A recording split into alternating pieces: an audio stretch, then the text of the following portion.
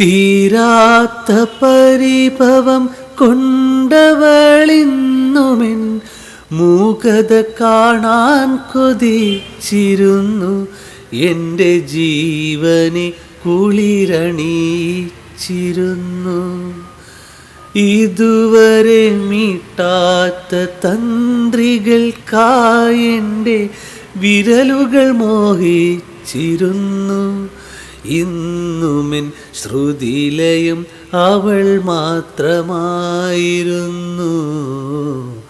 ഒരു നിളാതീരത്ത് ഒരുങ്ങി വന്നെത്തുന്ന ശരത്കാല ശശിലേഖ പോലെ മനസ്സിൻ്റെ ഉമ്മറ വാതിൽക്കലെന്തിനു